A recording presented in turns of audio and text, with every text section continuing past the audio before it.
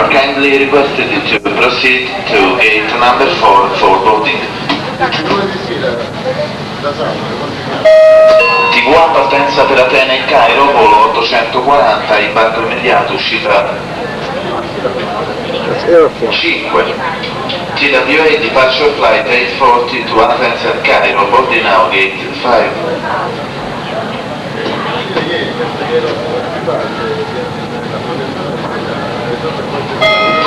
TV1 partenza volo 841 per New York, Washington, Los Angeles.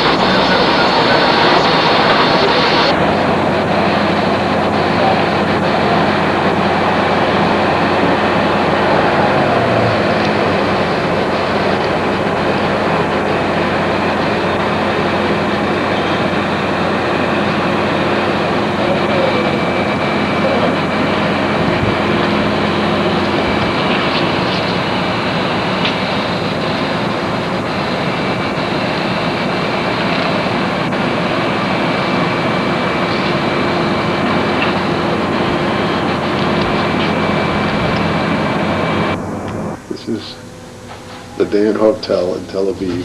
We're in room 419, overlooking the Mediterranean Sea.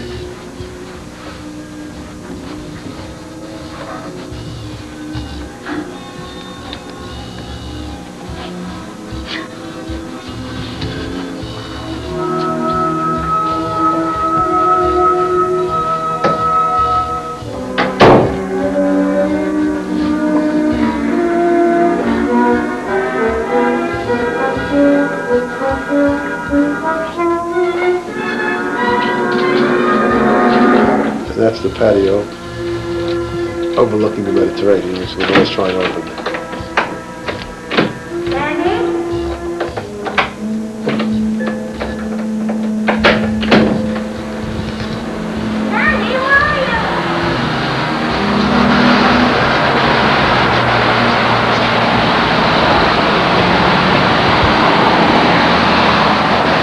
That's the beach right down there.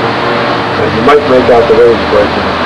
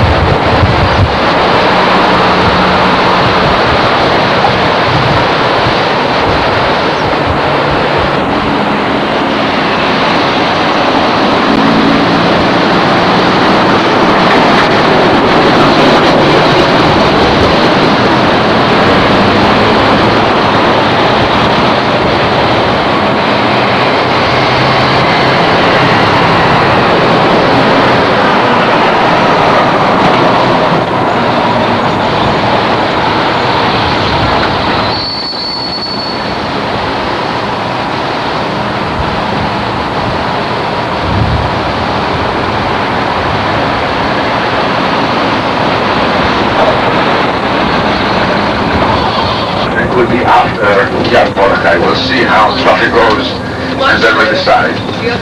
Okay? And then we'll return, of course, to our hotels in Tel Aviv. We'll meet off a little bit further on here at the office, and then we'll continue. While we're traveling, we'll have a number of things to point out to you from the bus. Then we'll have a chance to get off the bus and have a little work to do. While we're traveling, I'd like to tell you a little bit the story of our place. This village was established in 1949, a year after the establishment of the State of Israel, with 70 families that survived from the Holocaust, followed in Russia, and made their way from Europe here to this land. People here began to earn a living from agriculture and farm work. This is the only place in Israel that you could find Hasidim. Actually, not only they pray, they study the Bible, but actually work. When I say work, the type of work that they do here, since this is agriculture and farm place, you could find a rabbi milking a cow and collecting fruits and vegetables. This is mostly what our people are involved in this village in terms of earning a living. At the same token, at the same time, we also have a beautiful concentration of education in our village. This village happens to be very famous in Israel for the fact that the Chabadniks, which happens to be the name of the village, the Chabad village, which are more known in the States by the name the Lubavitch Hasidim, which is the head rabbi is back in New York. And he wanted his people, which makes us different from many, many more other different kinds of villages.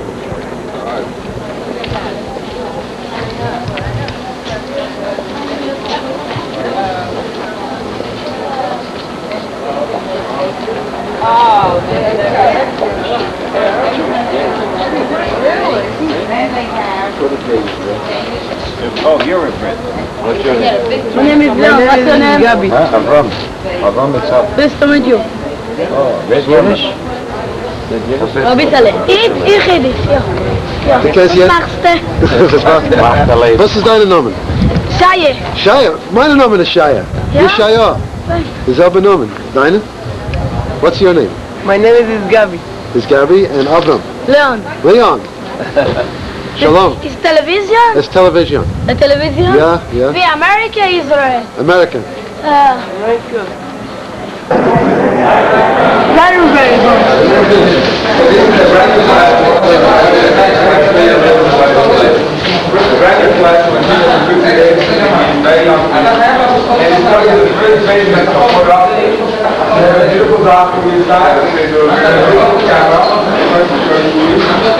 Was tust du? Können Sie reden Jiddisch? Can you speak Yiddish? Yiddish? Yes. What's your name? What are you doing?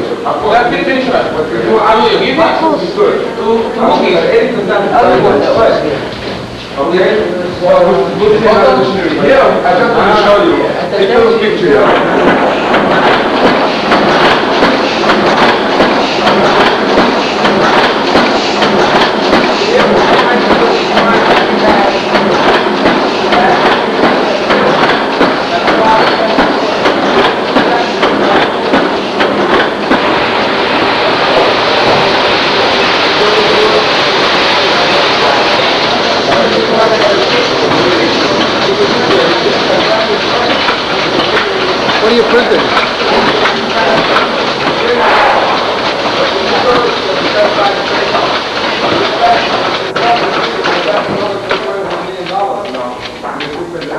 You know, 11 o'clock, and then from midnight till 6, it's up. Then 6 to 8, you get to 6 and midnight, come back to the office. Never to visit a vacation.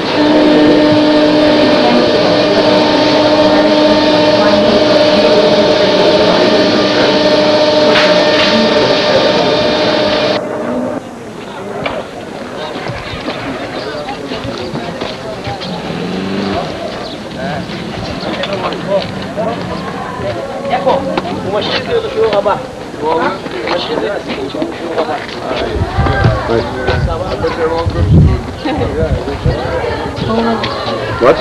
Matomer. Matoma? Can you speak English? Yes. You can speak English? Yes. What is your name? My name is Meir. Say that again? What? What is that again? I didn't hear it. You're on television. What is his name? Huh? What is his name? My name is Av. Avram? Yeah. Where are you from, Avram? Huh? Where are you from? Where's your home? פתח תקווה, משם. And your name? Smir, what's your name, Ronen? Huh? My name is Ronen. And what is your name? My name is Igal. Igor, where's your home originally? Where's your home? My home is Tel Aviv. Tel Aviv? And your name? My name is Jacob. And where's your home, Yaakov? Tel Aviv. Tel Aviv? And your? My name is Menam. And my home is Naish. Abnaish? And you on top there? My name is Abir. Avram? No problem. That's my I name. live in Petach Tikva. Petah Tikva. And you? My name is Joseph. Joseph. And where do you live originally? I live in the Netivot. Uh-huh. Thank you. Who's that from? How about you? אני טקסה. Your name is Tex. What is your name? Do you speak English? Where are you from, Mordechai? Mordechai, where are you from? Your home originally. Jerusalem. Jerusalem. And your name? Ilan. Ilan? מטע. This is Shulamit. אשדוד. Uh-huh. איפה אתה גר? אני תל אביב. You live in Tel Aviv? מראשון. Anybody from Yemen? Yemen? Yes. Ah, I knew that. See, I guessed. What is your name? רונן. Uh-huh. I got you before.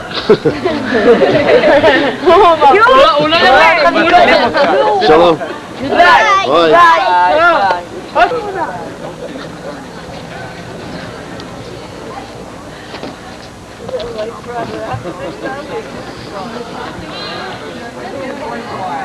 Ariel, where is your home? Where you come from? אני לא מספיק English. No, Where do you live? Where do you live? How old are you? Wie alt bist du? He doesn't speak Yiddish, no. Huh? No. From Yemen? Yes.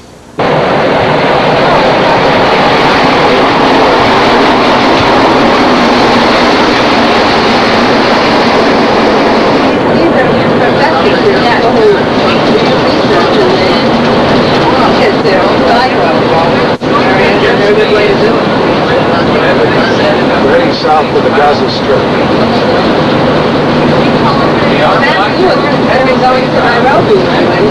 When I heard Peggy shot, I could forget it. Especially with my problem. I have a problem with my stomach. All that, no way. It's not worth it. I'm telling you.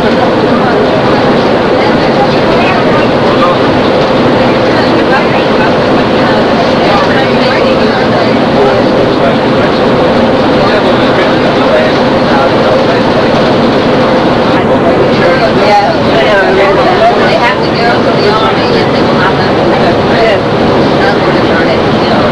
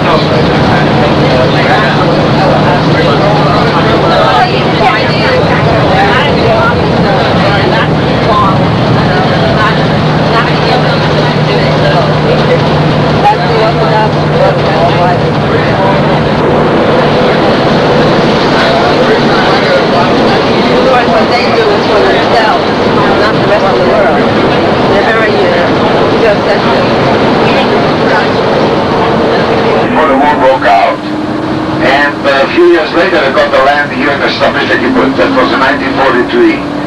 The kibbutz was named after one of their friends that was of the same movement, and for one reason or another did not come with them. No. Shh, please. Did not come with them and was supposed to join them later on. That but then the war broke out and he got stuck in Poland and became the commander of the ghetto, of the Warsaw Ghetto uprising. His name was Mordecai Anilevich, a young boy by the name of Mordecai Anilevich, was 23 years old when he was killed as the commander of the ghetto in Mila 18. Those of you that remember, he was killed in Mila 18. And the kibbutz was named after him by his friend Yad Mordechai, the memorial to Mordecai. The kibbutz had to fight and struggle for its own survival in 1948, 5 years later, in a battle, a Roy battle, which became very famous. And we will learn a little more about the battle now, going up to the site where the battle took place. Part of the battle has been recreated. And we will go up and visit and see the leader of the Warsaw Ghetto Uprising. The first settlers of the kibbutz were from the Hashomer HaTa'ir movement in Poland, who came here before the Second World War. We are now standing exactly on the site of the battle, which took place between the members of the kibbutz and the Egyptian army. The border extended from the sea along the dunes to kibbutz Erez in the east. If we continue to follow the road, we can see the village Beit Hanun, and to the west, the town of Gaza. Over the trees there. The border crosses the road before Beit Hanun. This road is the famous Via Maris, which leads to the Suez Canal and Cairo. With the declaration of the State of Israel on May 15, 1948, the Egyptian army started to march northward to the heart of Israel. They planned to reach Tel Aviv within a few days. From here, all the area along the coast road to the outskirts of Tel Aviv was populated by Arab towns and villages.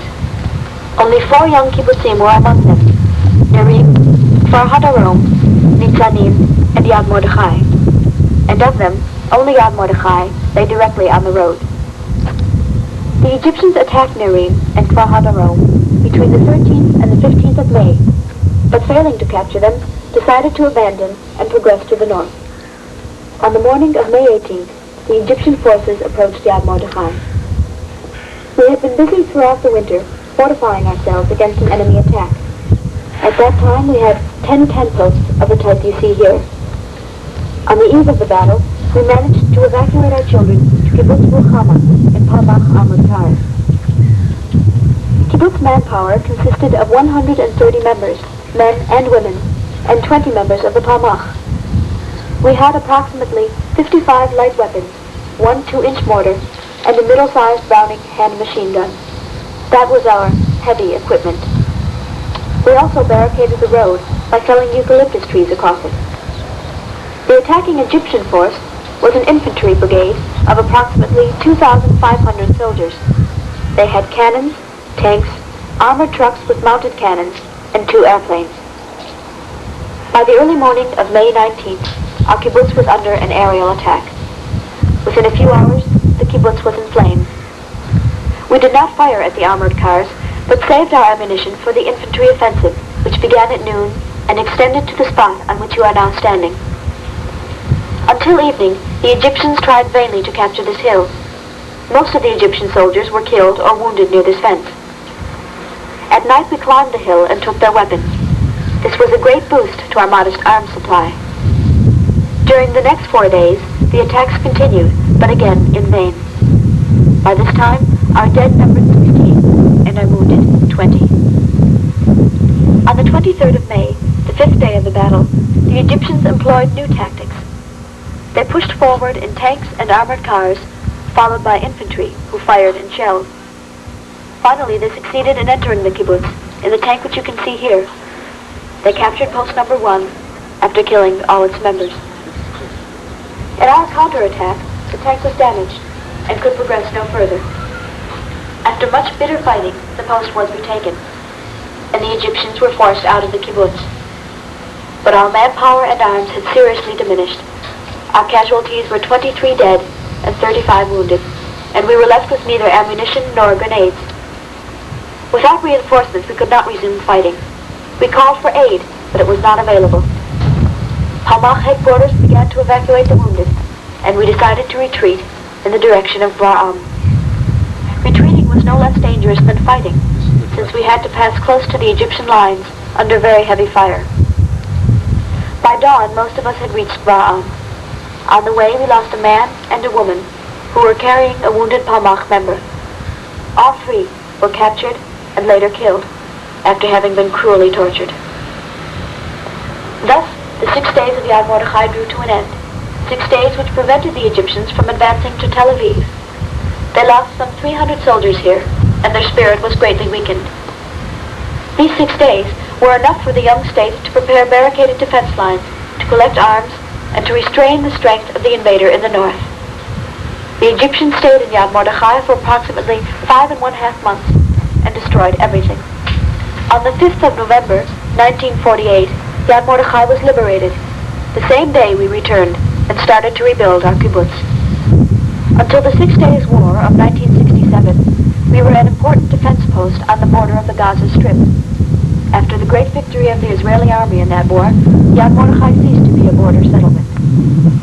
History of the kibbutz and particulars of the battle may be found in Margaret Larkin's book, The 6 Days of Yad Mordechai, which is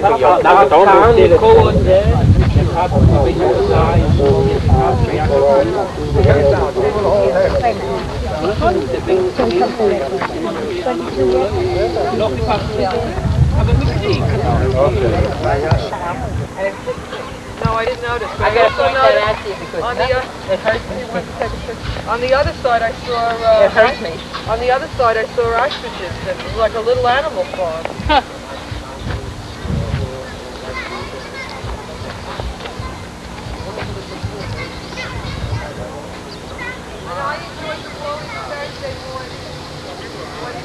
With the bar mitzvahs, I got such pleasure out of that.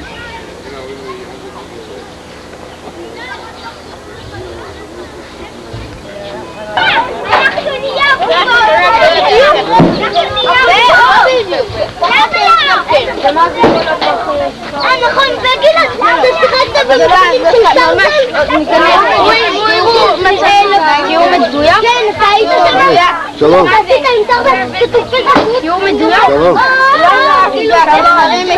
את כל החיילים של המצרים.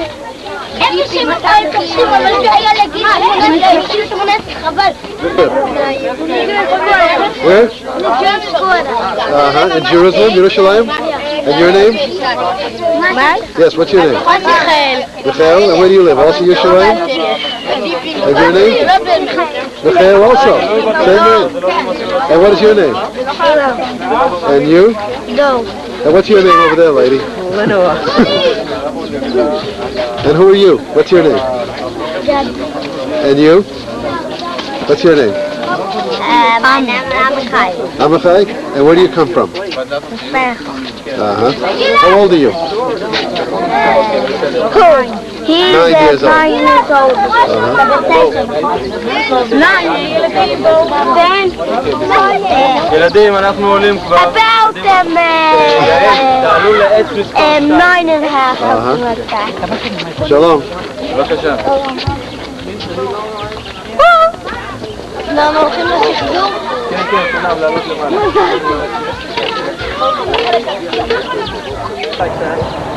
This is gorgeous. This is nicer than the other one he took us to. The new home. This one is nice. Oh, this is nice. Look at how the lights up there. This is a nice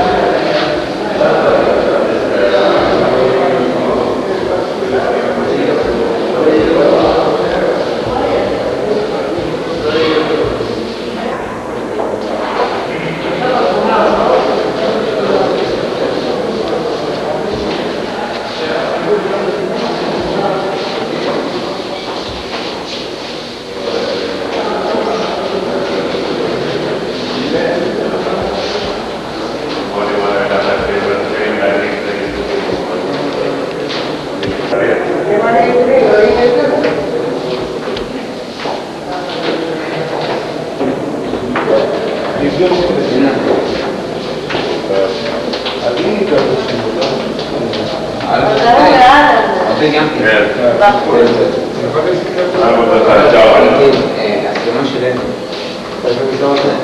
כן, שמעתי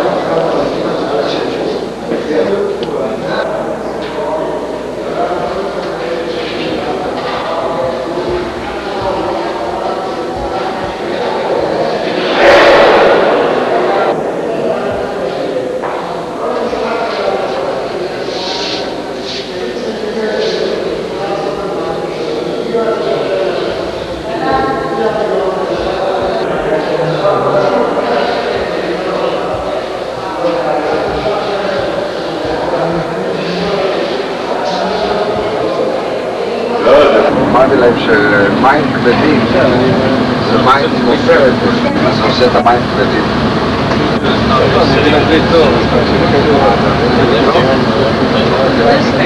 On the left hand side is an atomic accelerator.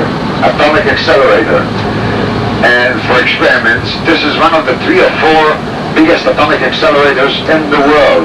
It was inaugurated here 75, 74, 75, something like this, I don't remember the exact year. It's a very big atomic reactor. Not reactor, sorry, accelerator. The whole thing on the left is the atomic research, the nuclear research center here. And on the right-hand side are the dormitories. Those scientists have to really suffer, live in those attics for their science and all this. What can you do? You suffer for the science. Look at this, their homes. There are, of course, apartments there too inside, but there is a whole neighborhood where the scientist lives. And some of their homes are really beautiful.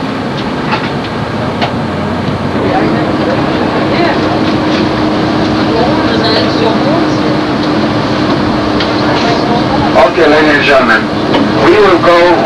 we'll get off here and we'll go to the Weizmann house.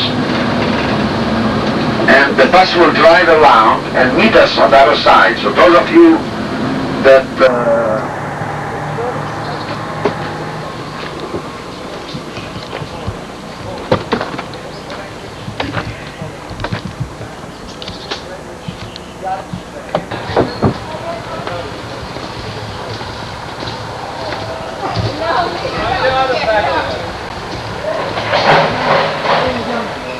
stand there is the Weizmann Memorial, and look how well it suits us even today.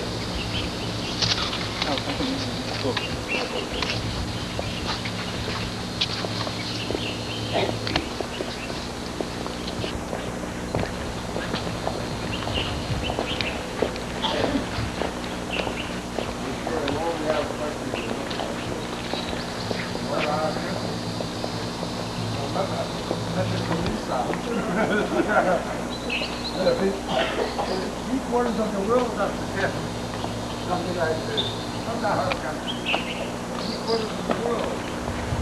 You don't.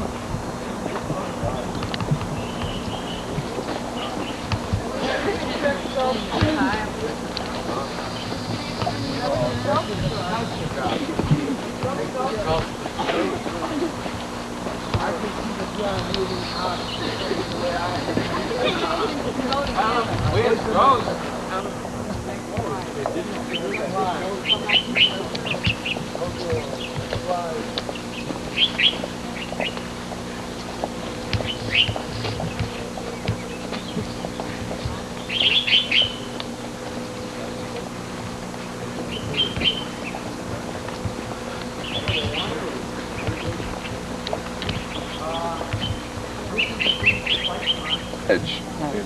From the Bible, the tree of knowledge, the tree of life and the tree of knowledge. The house here is the house of Weizmann. It's really magnificent, beautiful house. one of the most beautiful houses of the time. It's also interesting to remember how this house looks, and later on when you come on Friday, and you will go and see it tomorrow, to see the house of Ben Gurion in Tel Aviv and to make the comparison between the two. House. No comparison to this. You'll come and see this house. We're going to have a visit. How is one in the house?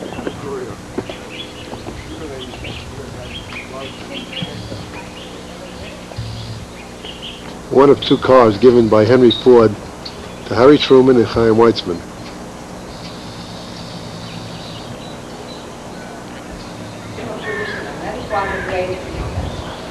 But let's come back to the house. We've noticed, no doubt, of a pretty small, empty portions, rather special for you to do because they're around. Especially house now, excellent that house, which is not something at all. This is a full water. All this is to be reflected full and was extremely attractive, particularly effective at night. I think all these things are somehow.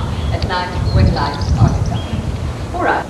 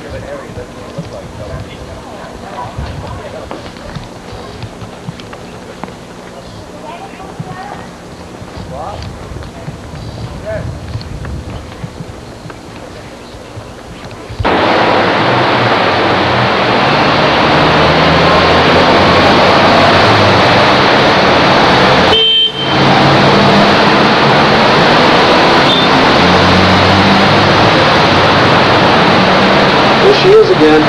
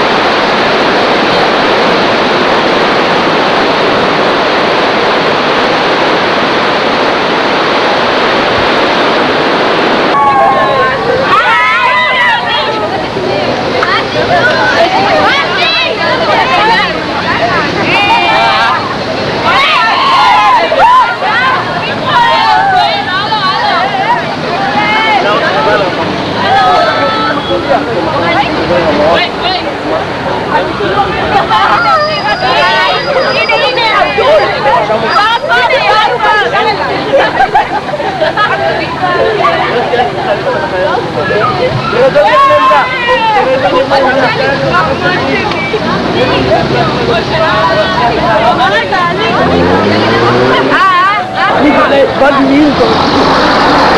is your name? Abram? Avi. How old are you? 14. And you're with your class from school here? What school is it? School of Arts, called Vito Tzorpat. And what city? In Tel Aviv? Yes. Uh-huh. And all these people are in your class? What's your name? Shami. Shamin? And you? And what after you? Asher. Asher. Have any of you ever been to the United States? Yes. Yes. You've been in the United States? Yeah? I live there. You live there? Where did you live? In Ohio, in the Caribbean Islands. In Ohio? Yeah. And where else? And the Caribbean Islands, Georgetown, Guyana, and I lived in New York, Manhattan. How long you live in Israel?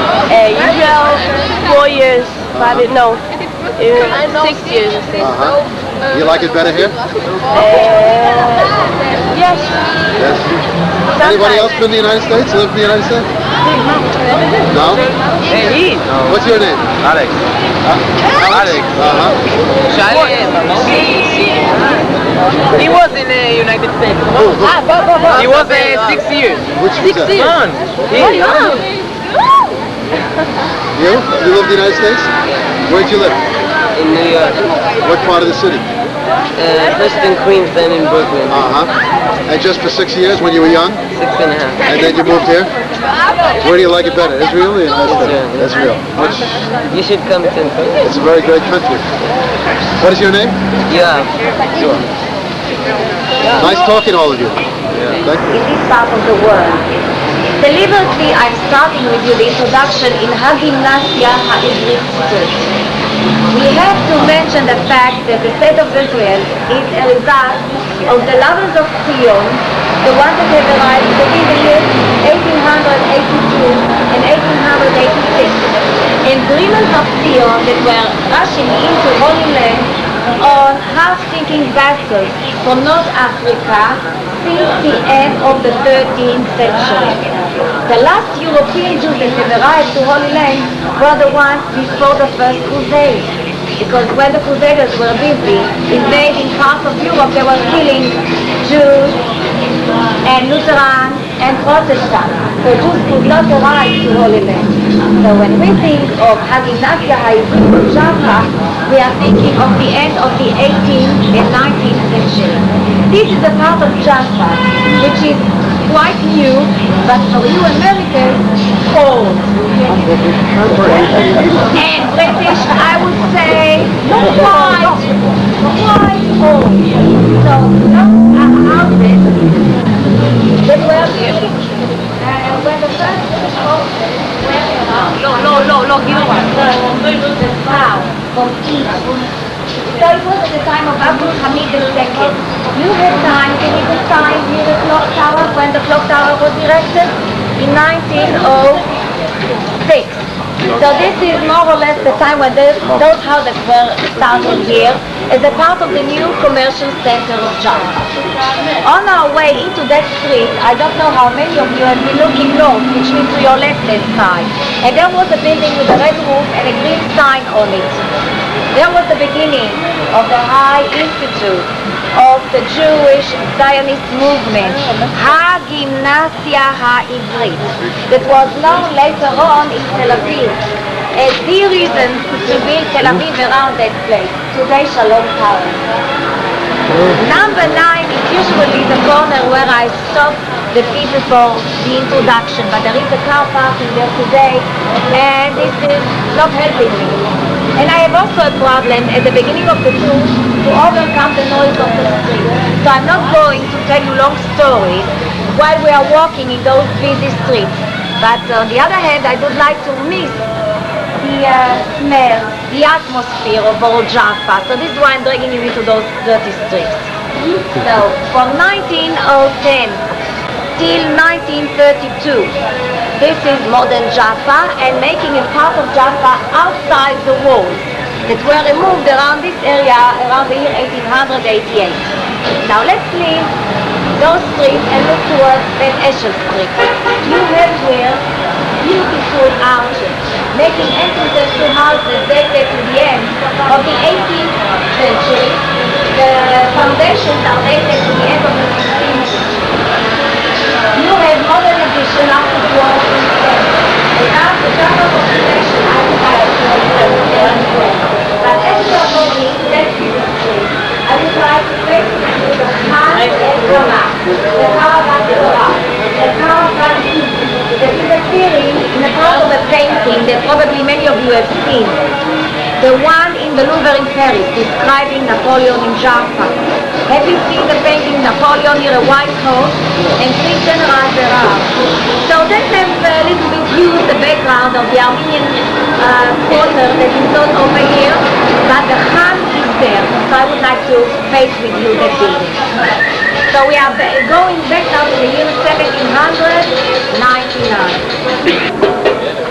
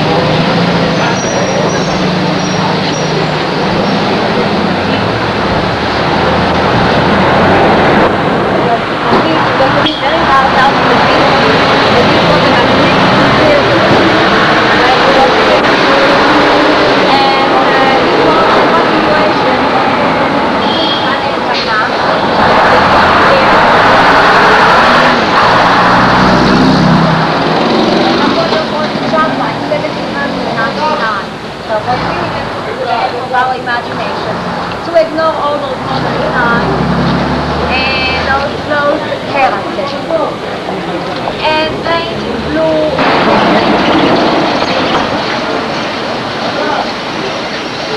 This was built by Napoleon.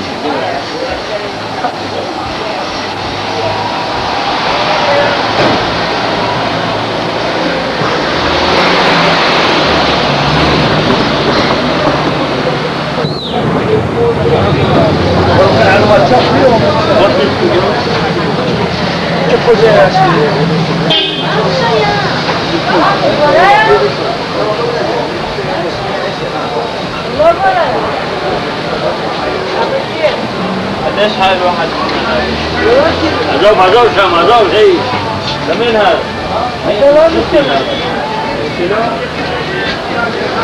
بو الو هذول لو مخير هذول كلهم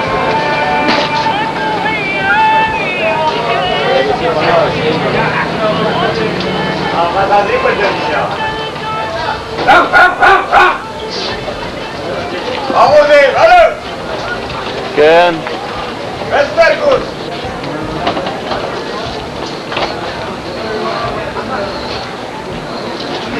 What do you call that? Ma? What is that called? Sam?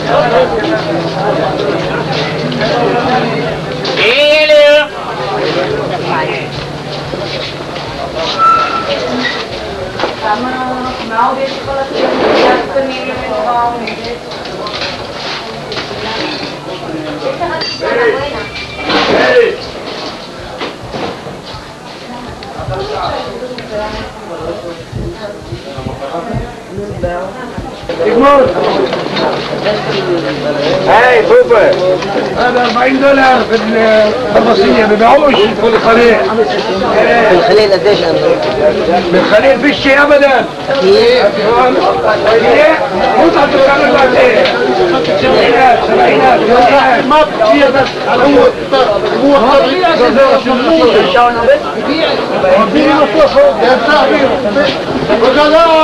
يا صاحبي انت بقى لا يحسك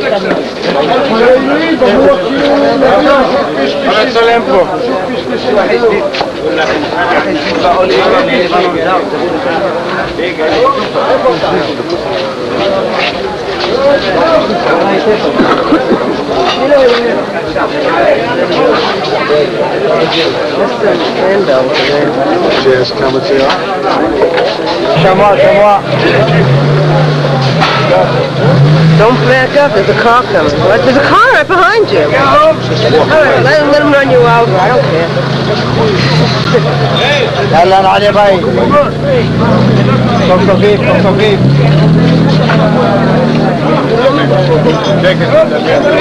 صفيف الوان باتيا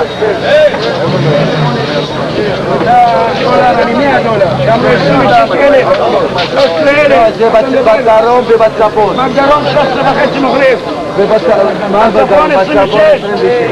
וכמה בדרום? 13.5. בסדר, אז למה אני אקח איזה שאני רוצה, לא דווקא זה. אז אני מתערב שזה מין הכי טוב. 1,000 שקל. אני מתערב על המין הכי טוב. זה בחינם, אני אומר לך מה.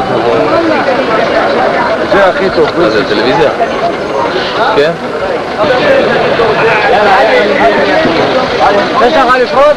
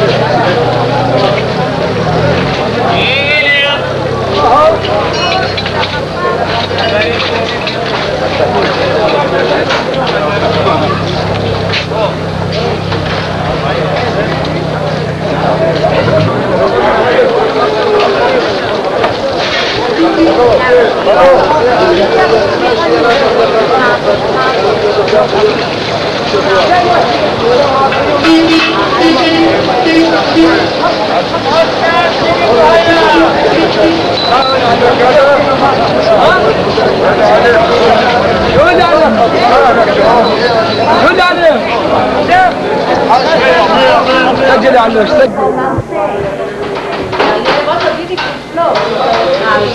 Dated to the only 20 to the left, you will look into those two businesses over here and you'll find beautiful floors, also dated to the early 40s.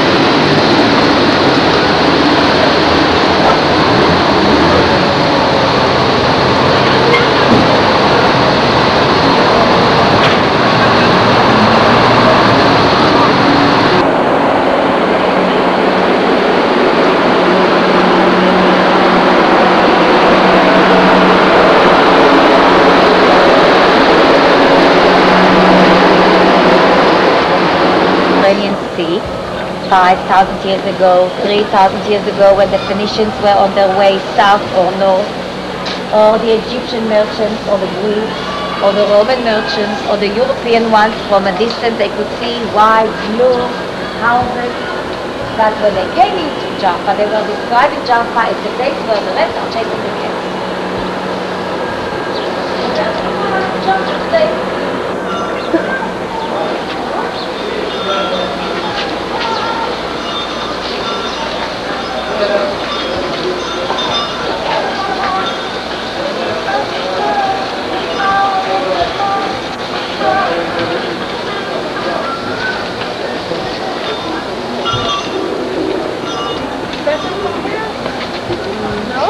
from there. Oh, you wanted to take this?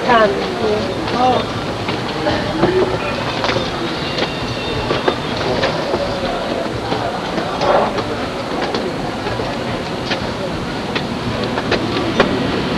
No, I think they're from very little.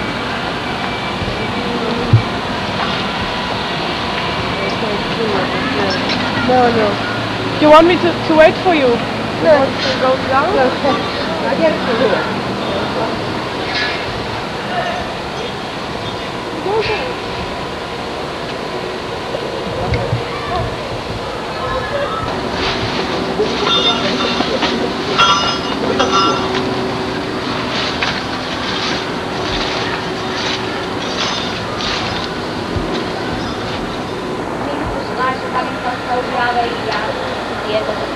And here in Jaffa were only few Muslims.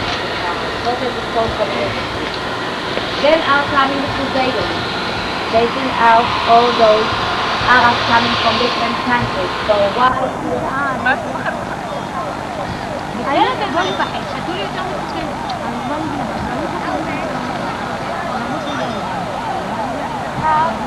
of the collapsing mosque was unknown actually by the Arabs themselves.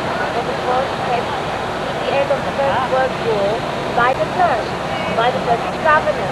And then the place was neglected. So when it was material there, everything was recycled material. So we wanted to use it for open atmosphere. So also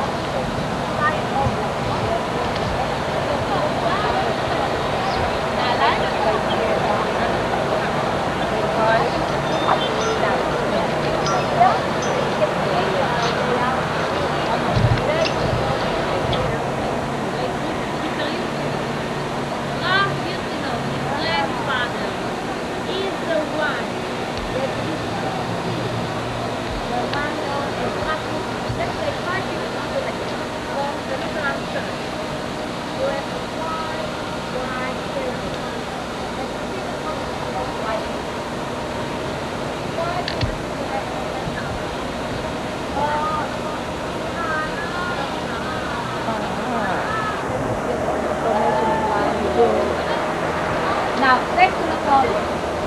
We know that wanted to appear efficient, brave, leader of his army. But he was also illuminating the fact that he was ordering his factory to poison his city.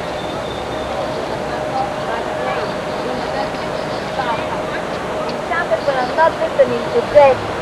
The fight were the Armenians taking in to the Armenian section. Well, you have those bastards. You have rocks in the sea, facing the Armenian section of Jaffa, and there are many of the French soldiers, the lucky ones, were really ending their life within the monastery, the Armenian monastery of Jaffa. And later on was built the French hospital, which is that building that you see with the yellowish wall. That's the one. But then they didn't have no one to take care because the ones that died, and the others were already left with the Armenians. So in the early 60s, the first renovated houses. تكتكني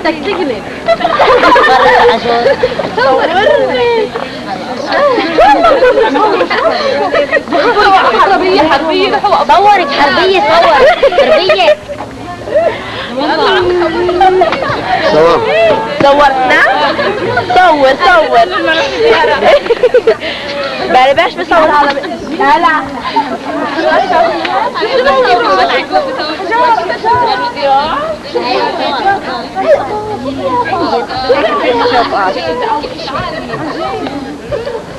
سلام احنا ها اسمع على البستان هنا صورنا هون صورنا What's your name? What's your name? خير صور خير Who's Suzanne? My sister is Suzanne. My daughter is Suzanne.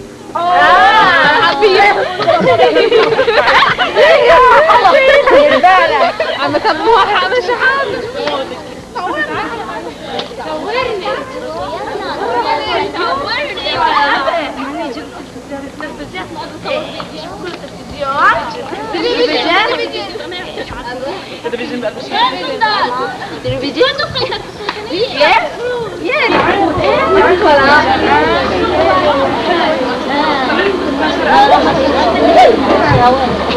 أنا عارفة شو ماشي.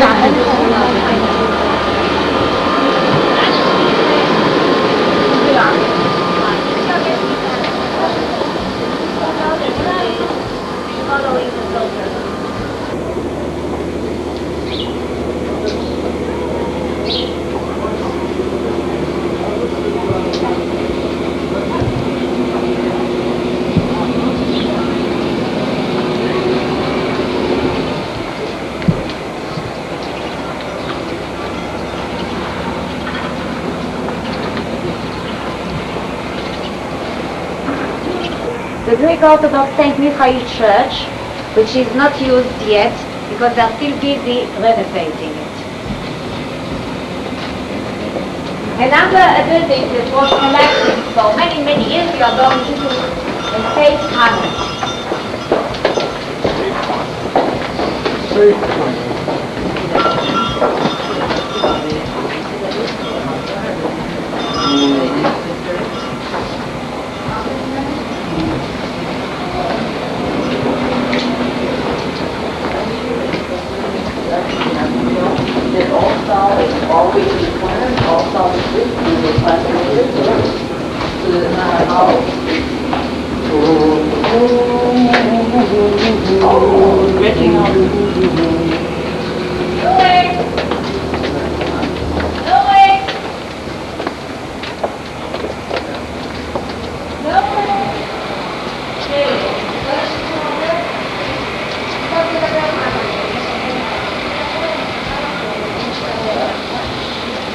Now, there is one legend that I was not mentioning yet about a beautiful princess that was rescued when she was chained to that rock over there that has the shape of a table.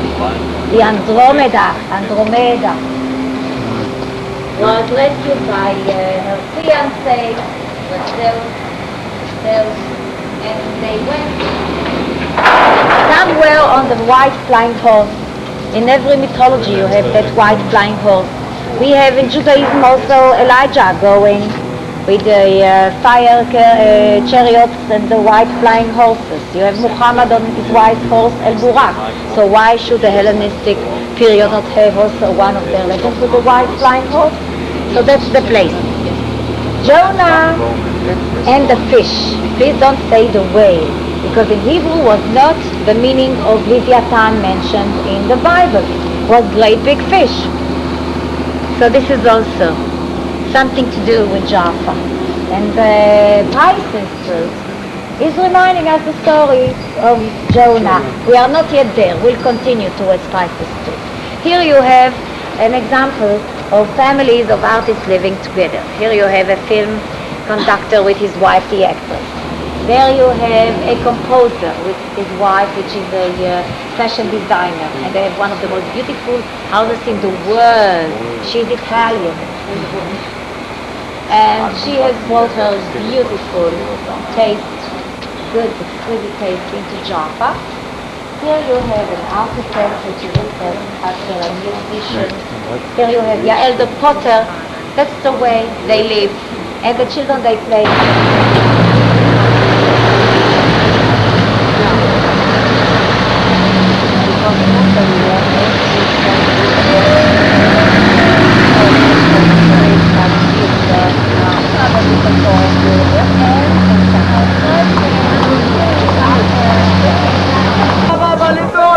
אל תצלם פה. מה זה? לא טוב. מה זה? קדימה.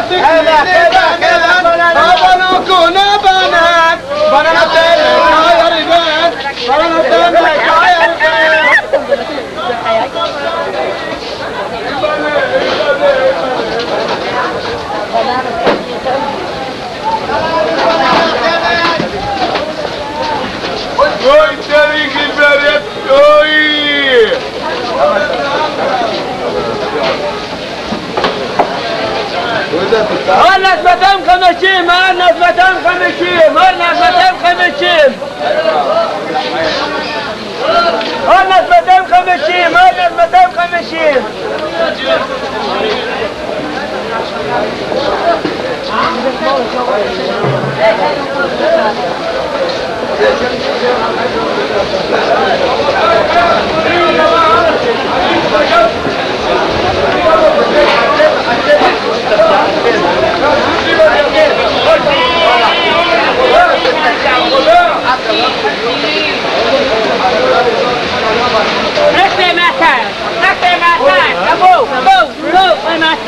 Oh boy, you're Hello, Jimmy. I don't want your fruit now. I don't want to eat.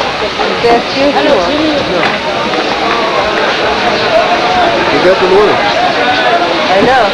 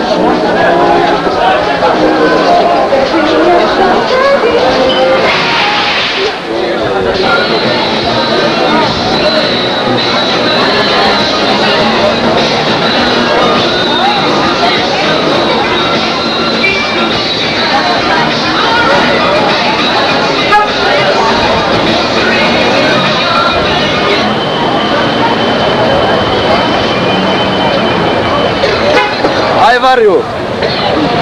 Good. Engine plant where we produce engines only for home planes, but also for export. And it's here that we'll be producing the engine for our new next generation combat plane, the fighter bomber Lavi. The engine we're producing over here, under license from General Electric. This town is split in the middle. Look at this. Look at this spot, not spot. Now you really see it.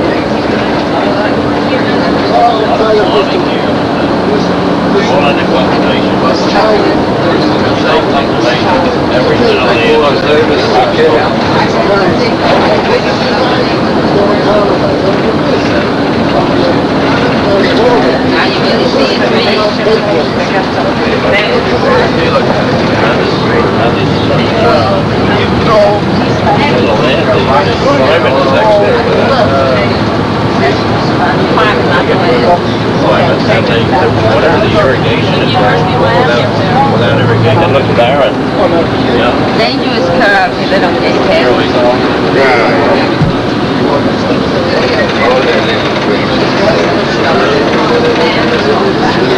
What the hell? Stuff grows on it, but it's just cultivated.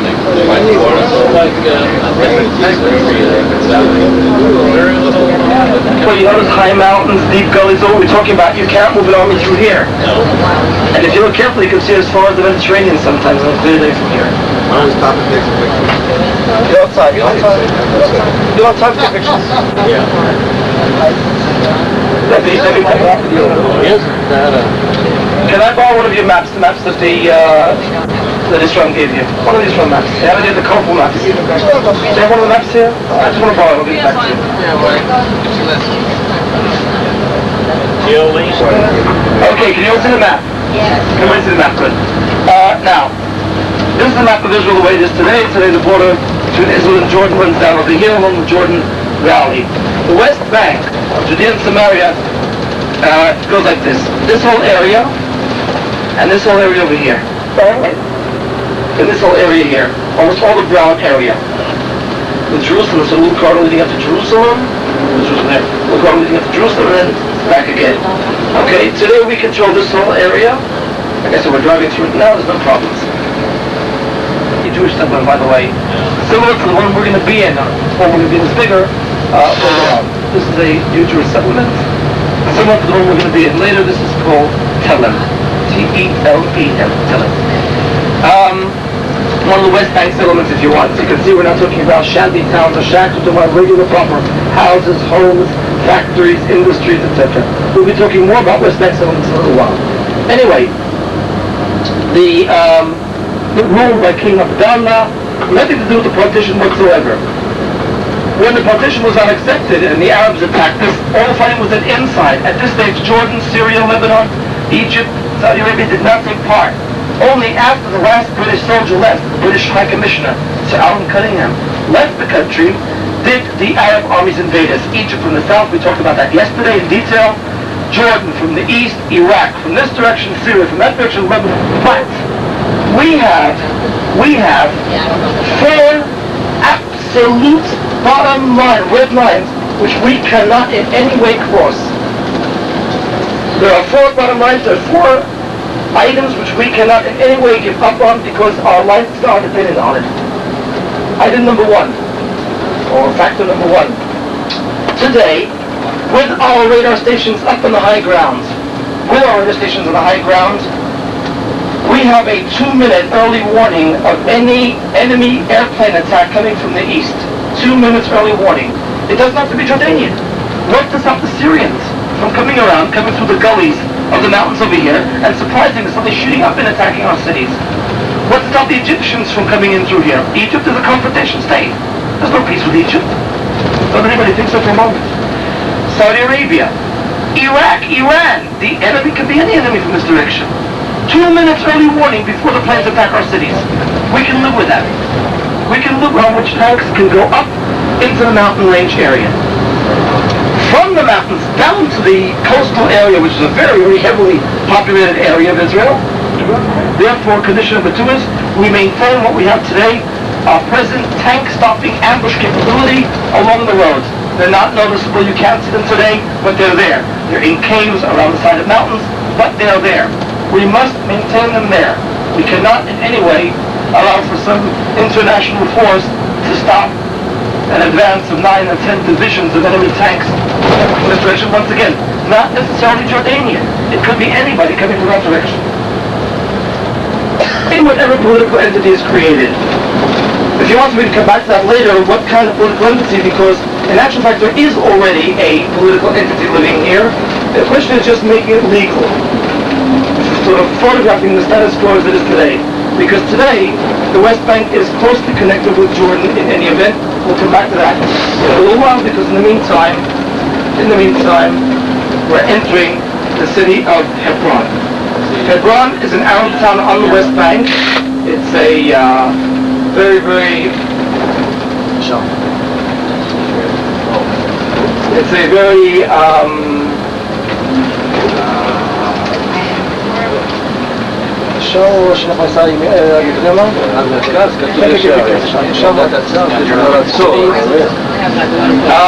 it's a very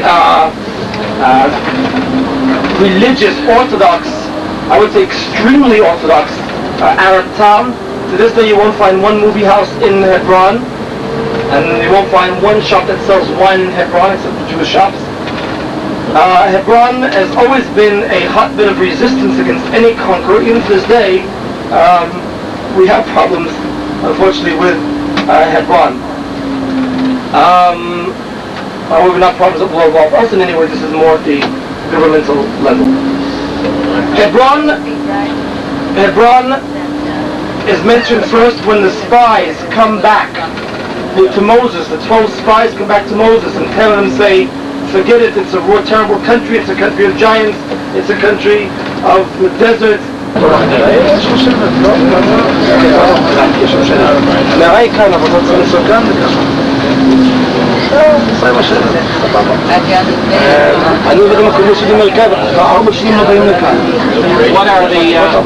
the percentage of Jews living in this? Are there any? How many Jews are living in Hebron? Basically, Hebron's an Arab town. Basically, Hebron's an Arab town, although there was a very, very large Jewish community over here before 1931, when there was a terrible massacre and the Jews eventually left here. In 1967, a Jewish settlement was established just outside Hebron. We're going to be passing through it later on, called Kiryat Arba, which is one of the biblical names of Hebron. But a number of Jews have settled inside the city also, in what was the old Jewish quarter. So they're still living here. As a matter of fact, they're living in the building just coming up to the left of us, the Hadassah house, the old Hadassah house of Hebron. This was part of the Jewish sector. As you can see, the army is guarding them very, very well. They're living right over here in this building. There you have it. And as you see, they're building, they're repairing it now. Of course, the army is guarding them. This is the Hadassah house. This is the Jewish settlement, if you want, inside the heart of Hebron. When it's controversial, and they were shot. There were 6 yeshiva boys killed here about a year or so ago when they were shot from this building here, which no longer exists because of that, as you can see. I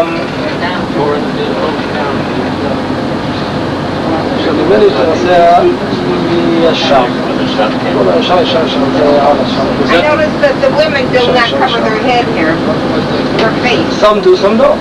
I didn't notice that. Some do, some don't. Now this was the main market area of Hebron. This has been closed off now, and once again it's a Jewish area today. It's an army barracks, and eventually there's going to be the buildings are going to be rebuilt of it. It's not the market. Sorry, this was the central bus station, the old central bus station that's been out now because it was built on Jewish land, on what was Jewish land. And once again, because of trouble, stone throwing, etc., they closed it down, and eventually they're going to be building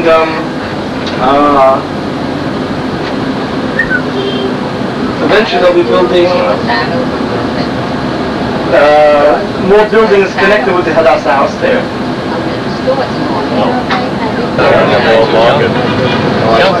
That's stalls. Look at the stalls. What they look like. They throw cardboard boxes to make a stall. Look at that. Cardboard boxes. See this, the radish.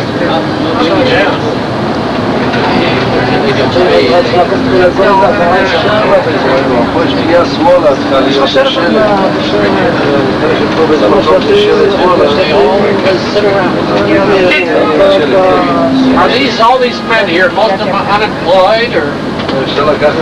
The many are not employed. No, they've got employment. They have jobs? Yes. The people here are doing very well. They work in the field, they work in the industries. We're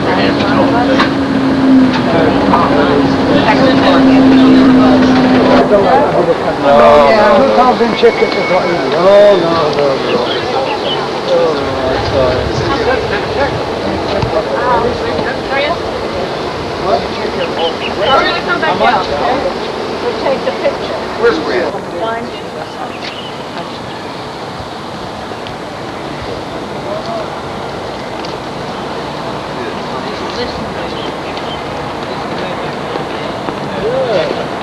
Money spent with Jews, that one too.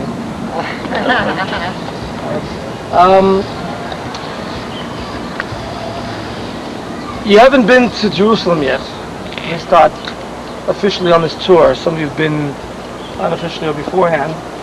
And therefore, when I say, do you recognize these stones, some people it doesn't mean a thing, but those of you who've been to Jerusalem already, what do these stones look like? The wall. The Western Wall. Because they were built by the same man. These are Herodian stones, much more beautifully carved and prepared and cut than the ones at the Kotel, but certainly the exact same stones, the exact same design, and you will no doubt recognize when you see the Kotel, even the same growths growing out of them, very, very similar. This is the huge monument that Herod built over the Tomb of the Machpelah, over the cave of the straight shot. Exactly how does the cave go? What's inside the cave? What does it look like? We'll talk about when we get inside. But basically, this is what we're doing.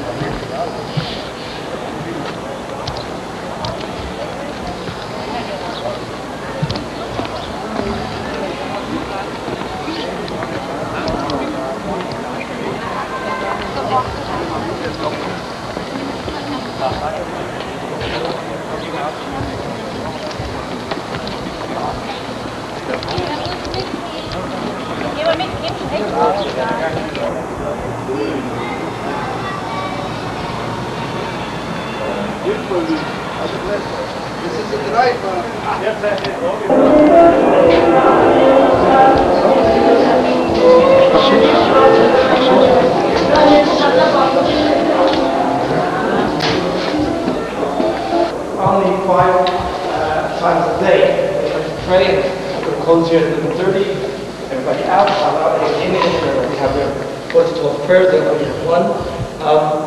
But it's when they come in line up for prayer. Now, it's a very, very holy spot. We as Jews, even in a holy spot, we joke around.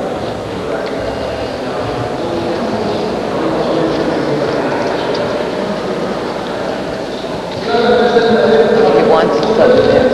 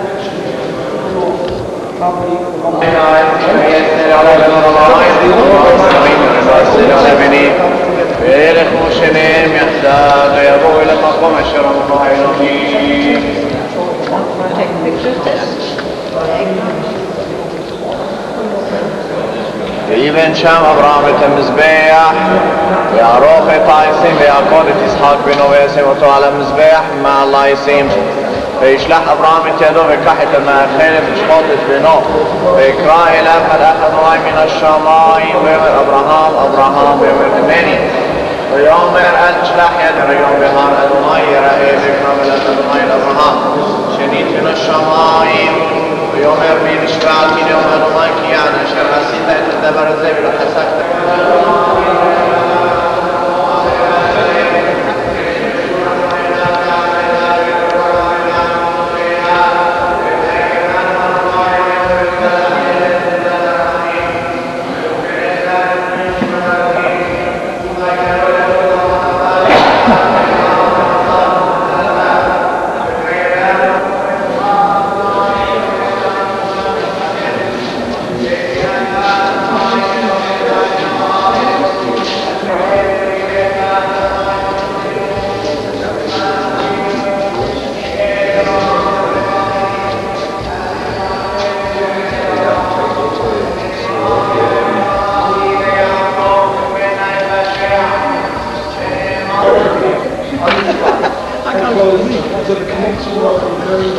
near Abraham, starting near the grave of Abraham. They were very far. Green palms with them, which they a sign of mourning, a sign of the afterlife, a sign of the guaranteed access to heaven, etc. Okay? So I think if the others are out of there, you can take a look inside there at Jacob and Leah's graves, and then we'll come back over here.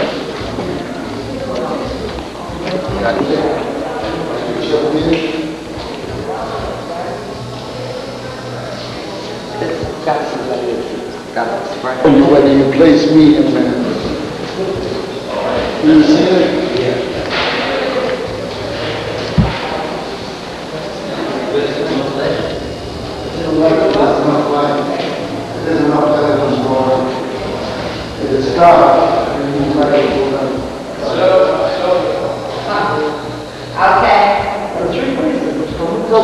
They can never say he stole or took my horse. And then they walk back out and which they have the Jacob's tomb.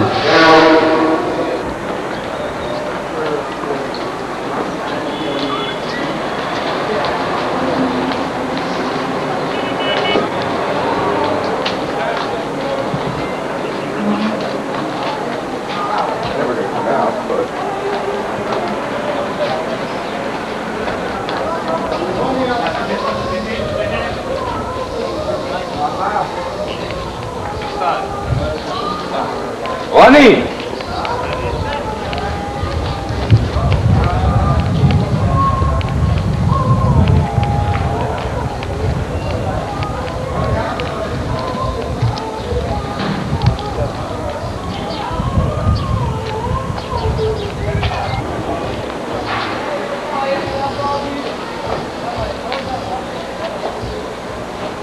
Salam.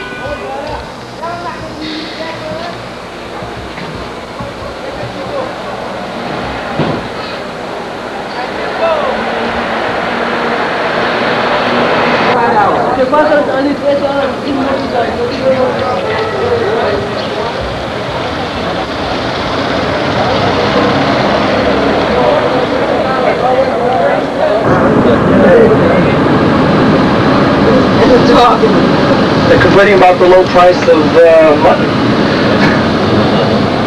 He's the boss, see? There's the bank. Good looking goat. Look at that, the dog is, dog is the boss. look at that one drinking. In case you didn't know, that's the raw materials that make lamb chops.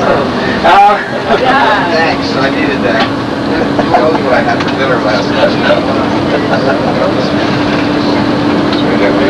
Anyway, we're going to show you a number of West Bank settlements today, and I hope that we're going to dispel the rather false impression of what a West Bank settlement is.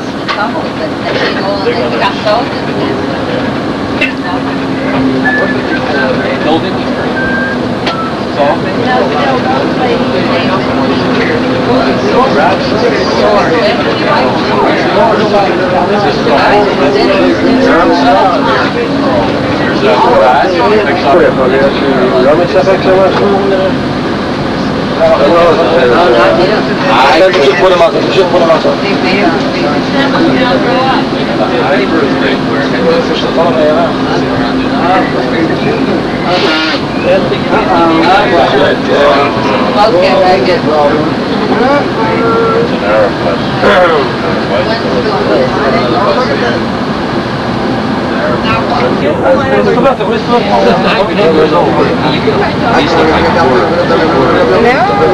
They're in their uniform. I guess we won, huh?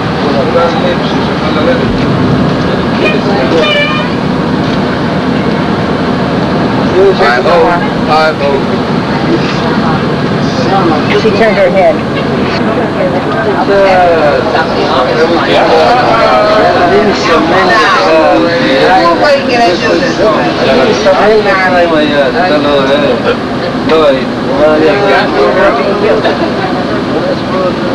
Driver training. Driver training. This is the patrol. Hello, patrol. That's the Georgia patrol. See how nice the military is to tourist buses? Bigger than that. That's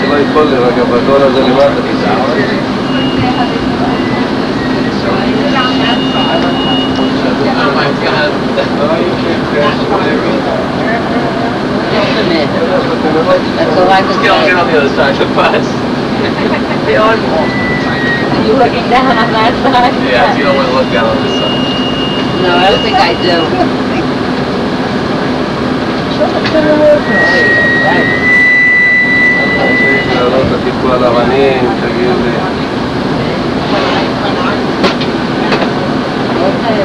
I'm going to the road district. Yeah, really. This is really a one car road, part of the road.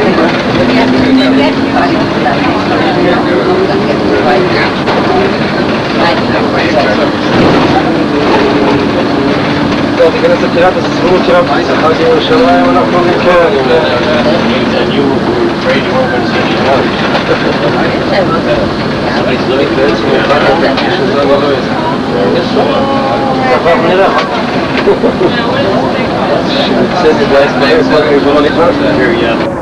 you a story. The museum tells you the story. The reason Gil schlepped you out here is to learn about the history of this kibbutz, and the unique aspect of that history is that this is the fourth settlement effort in the same site since 1927. The former three settlement efforts ended when they were destroyed either in Arab riots or in the War of Independence in 1948. From 48 to 67, this site was a Jordanian army camp. During the Six-Day War, the site was liberated, and in August of 67, the orphans who lost their fathers here in 48 came back to reestablish the kibbutz that's here today. And the museum will give you a detailed history of that. About myself, I came here in September of 1970 with a group of 12 American couples, all who'd been members of the B'nai Akiva Religious Zionist Youth Movement in the States. We decided to make Aliyah to a kibbutz. We asked that they send us to a young kibbutz, Far Zion being only 3 years old fit the bill, and that's how we ended up here. Today, 5 out of those 12 families are still here, 4 are in different cities in Israel, and 3 of those 12 back in the States. So much about my group. The kibbutz today has a population of about 400 people, 60 couples, 230 children, 15 singles, and about 30 volunteers. Industries include a metalworks factory which produces butane, propane camping stoves, wheat and cotton fields, fruit orchards where we raise cherries, nectarines, walnuts, peaches, and pistachio nuts, coffee shop and gift shop, a youth hostel. The round dome buildings that you'll see in just a minute are part of a youth hostel which services people who hike around the area, and turkeys. Those are the industries of Far Zion. And this is the #1 export industry in the kibbutz. How nice.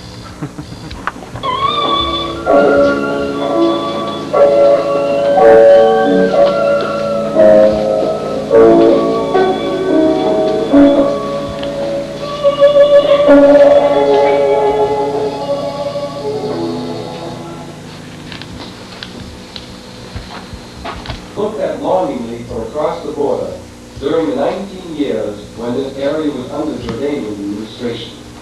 It became the symbol of life for Gush Etzion after all the other trees were uprooted and the houses destroyed.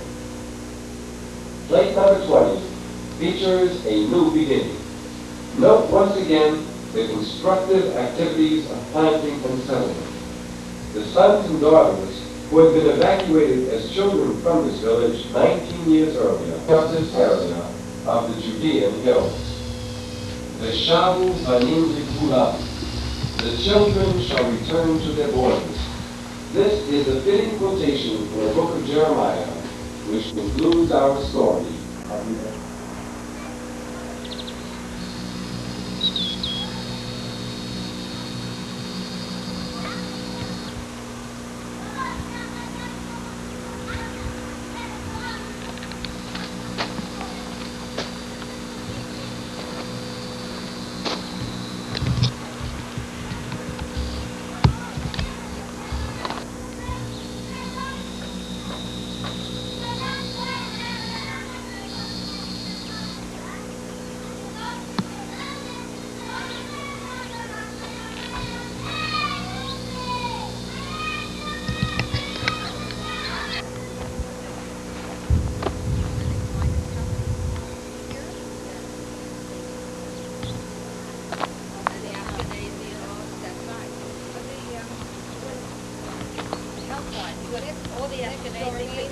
בואו נצטלם עם מסך.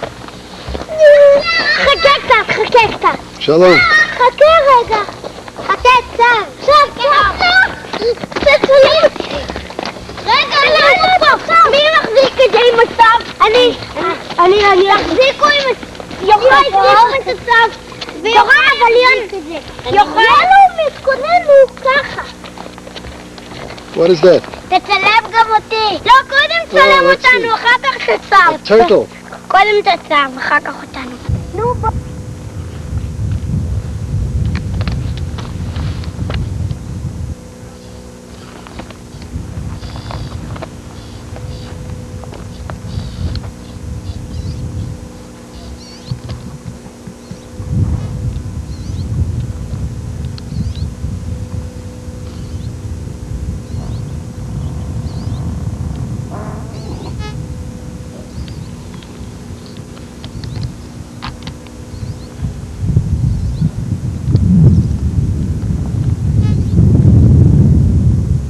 nicknamed in Arabic El Khalil, to Abraham. But one was Elijah the prophet, the other one was St. George. And El Khadr is named after St. George, who was a local boy called Georgius. The British Crusaders loved him so much they adopted him and took him back with them. So Georgius, George, is a local guy from Lida. The village of Khara, it's a Christian village. As you can see by the churches we are passing through and by.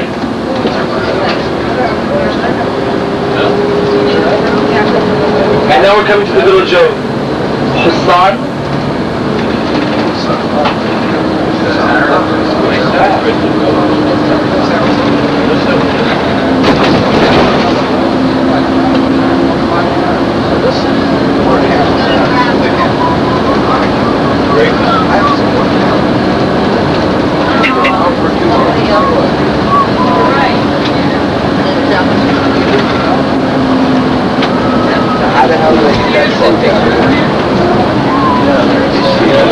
It's a mosque, beside the cross.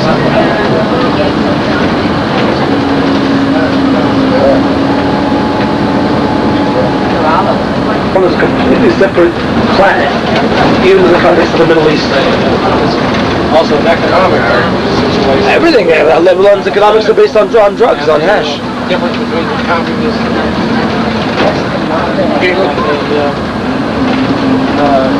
capitalists there too, those who have money. But in Israel? No, I know. Lebanon, the communists hardly exist. Yeah. How do people get rid of the trash, the garbage? How do we get rid of the garbage? The cities, no, the municipalities are responsible for it. And we have big garbage dumps. The garbage is basically buried. I think one or two cities, like Haifa and one of the others, are now...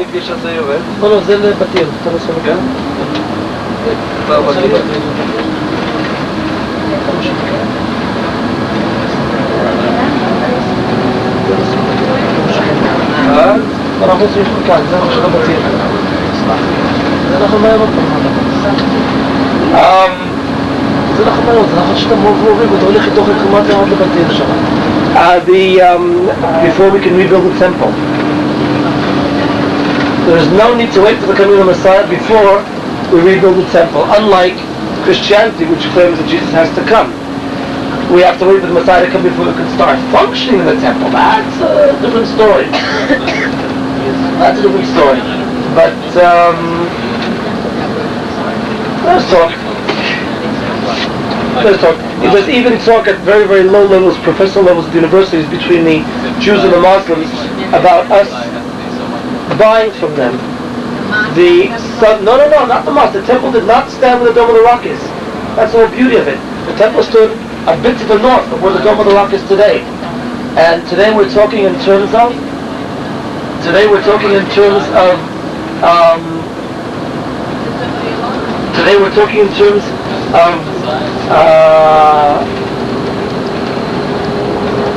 and building a wall and creating a haram, a holy area for them.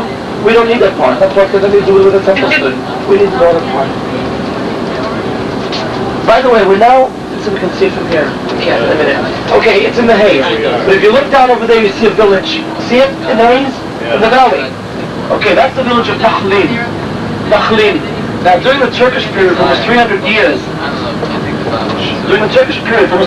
anybody suffering from syphilis or gonorrhea or any other disease, that's only 5 of us down, they were exiled by the Turks to that area. People with social diseases, as you call them, were exiled to Nakhlin. And the problem was that the people intermarried.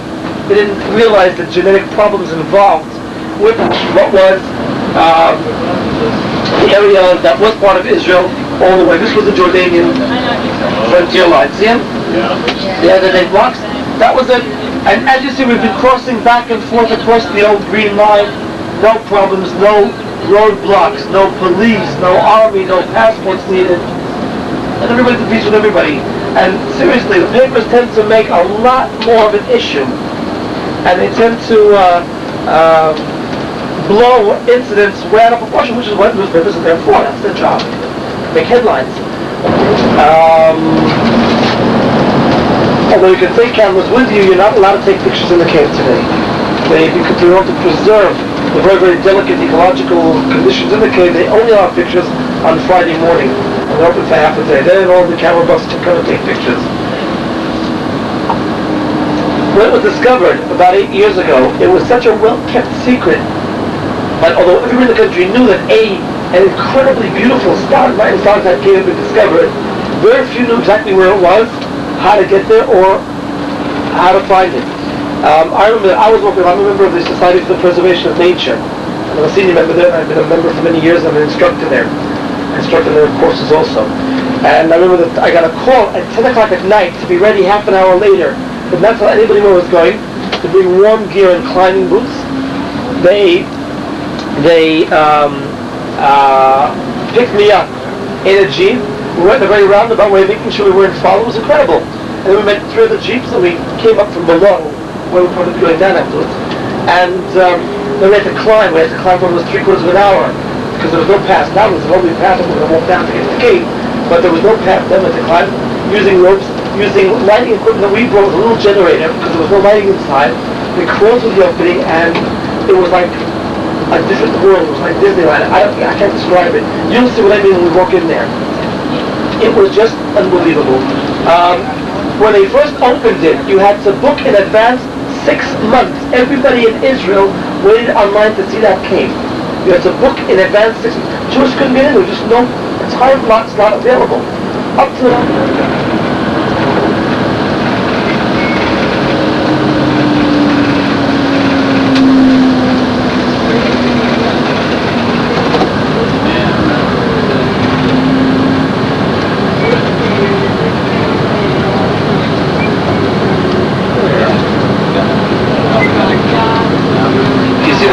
below us, you get an idea of how the cave was discovered. It was just simply an explosion in a quarry, ordinary, everyday, run-of-the-mill type of explosion. But what did those workers see when the dust cleared? Incredible.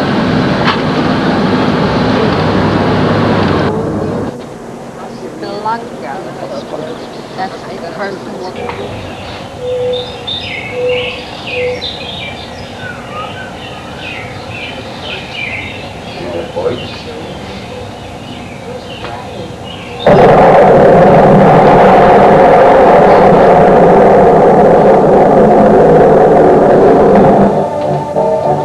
One day in May 1968, an explosion sounded off on the western slopes of the Judean hills. This explosion, one of the many routine explosions at the Har-Tuv quarry, made a small opening through which the astonished quarry workers saw an enchanting and wonderful world that had been hidden deep in the ground, unseen by any living being for millions of years. This discovery opened a new chapter in the story of the Sorek Cave, where we are now standing. The story of the cave began about 100 million years ago, far in the geological past. At that time, great parts of the land were covered by a warm and shallow sea in which there lived many marine animals, and then, having died, sank to the bottom. Sediment accumulated over many years, forming horizontal layers of limestone and dolomite. And here, the second part of our story begins. Gigantic internal forces acted powerfully upon the Earth's crust, compressing and bending layers of rock. Huge masses of rock were folded, uplifted, and cracked. It was through these mighty forces that the Judean hills were formed. When the hills had finally settled, their rock layers slanted towards the sea, a phenomenon which you will be able to observe on your way back to the parking lot. Let us watch a drop of rainwater. It falls, penetrates the soil, and trickles through the cracks in the rock. When it encounters an impermeable rock layer, it will run down its sloping surface. During its passage underground, the drop of pure rainwater absorbs decayed matter, carbon dioxide, CO2, and turns it into acid. Acid will dissolve. Slowly but surely, even the hardest rock. In this way, the cracks in the creating the hollow space of the Sorek cave. A new phase in the cave's development began when the sea receded and the groundwater level dropped. New conditions were created for the water drop penetrating through the cracks in the rock, and its function as a rock solvent was reversed. Under these new conditions, when the limestone solution saturated drop of water reached the cave ceiling, the carbon dioxide diffused and the limestone crystallized. The drop, averaging a diameter of 5 millimeters, deposited a fine ring of crystallized limestone on the cave ceiling. Drop followed drop, depositing ring after ring. A hollow pipe or macaroni-shaped protrusion was formed with an average diameter of 5 millimeters, big enough to allow percolation of water drops. The growth rate of this protrusion or stalactite was very slow. If for any reason the pipe became clogged, water drops would roll down on the outside of the stalactite. Through this diversion, its shape was changed into an upside-down cone, wide at its root near the ceiling, but narrowing into a downward point. Obstacles in the flow of the drops were responsible for the elephant ear shapes and the curtain-like stalactites. When cracks in the rock allowed greater amounts of water to penetrate, and the dripping rate exceeded the speed of carbon dioxide diffusion, some limestone-saturated drops fell onto the cave floor. The dissolved limestone drops crystallized into stalagmites. Notice the cavities on top of the stalagmites. These were created by the impact of falling drops. While the stalactites are scattered all over the ceiling, the stalagmites are planted on the floor of the cave following the lines of the main cracks in the ceiling. While the stalactites are usually slim and smooth, the stalagmites occur in a great variety of shapes and forms resembling Mexican sombreros or Chinese pagodas. Some look like steeples or wedding cakes.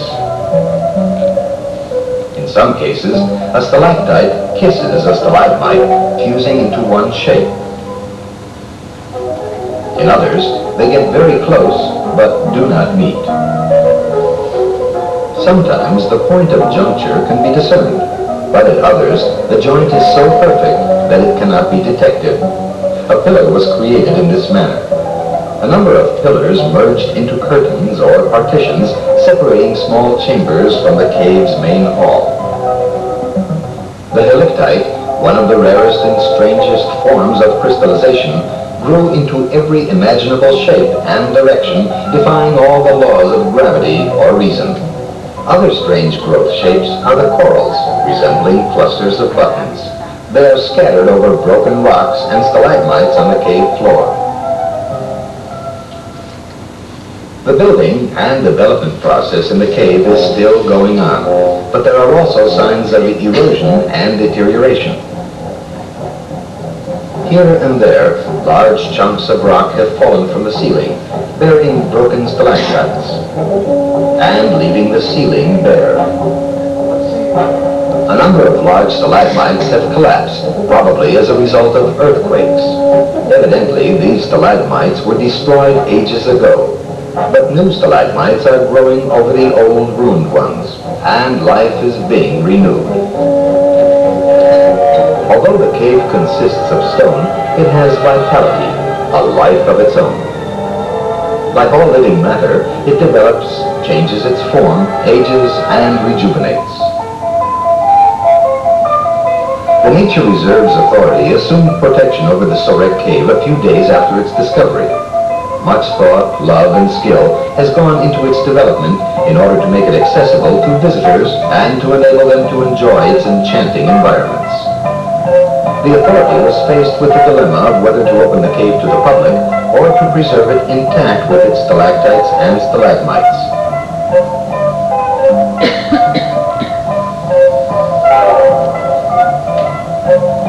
The dilemma has not yet been resolved, but appropriate solutions were found to some problems, while other difficulties still remain to be settled. Above all, we need your help and cooperation.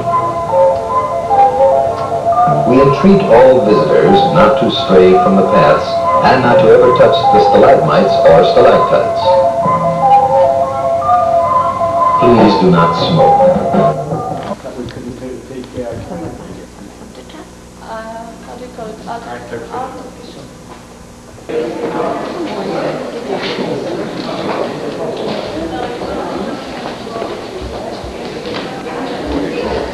Stay in these lights.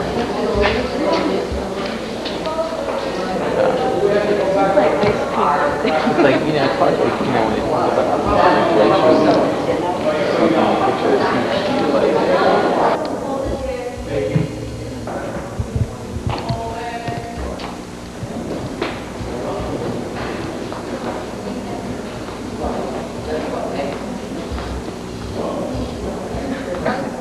Bring your what? Oh, okay. He doesn't have lights, Karen. I don't know if it's going to come out at all, but... I don't know if it's going to come out. I don't think so. You don't think so? That's why she's letting me take it. No, you have to You have to use take it flash. from a very close. From very close? Yes, Well, only then I'll take this one right in here. a few meters, not tomorrow. I'm going to take this one right here as we're going out. Right here? There are so many other kids around. There's a bench over there. I won't get up anymore. There might be another one. Guys, meet you up in the chest,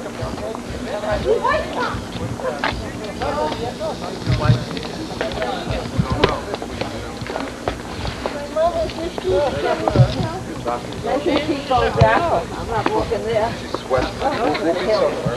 It's a little hot out. She'll start to sweat again.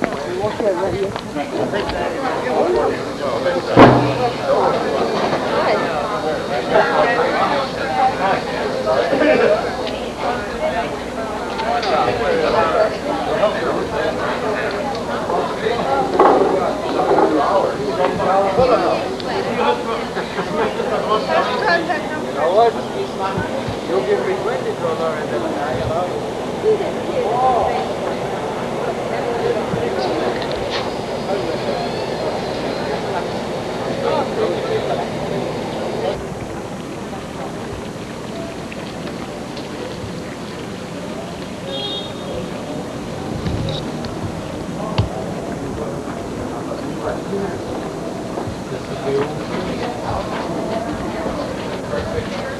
No, I can't get it.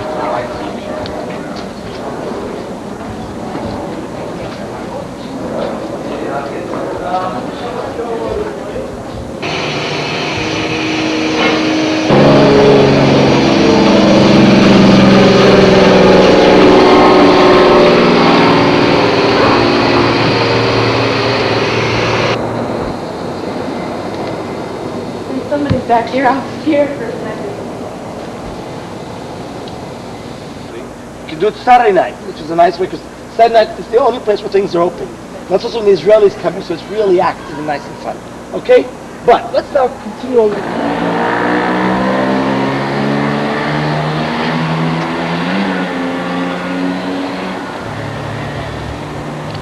Go to the lights.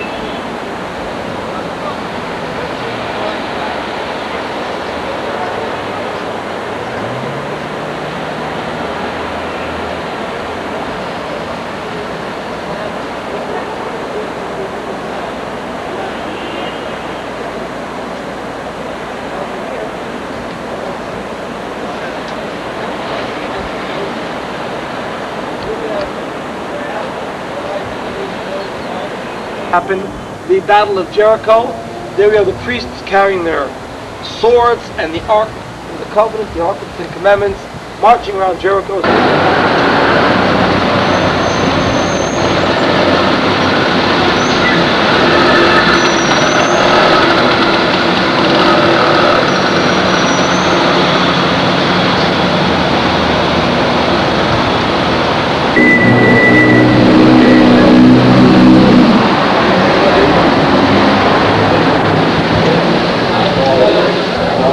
fraction.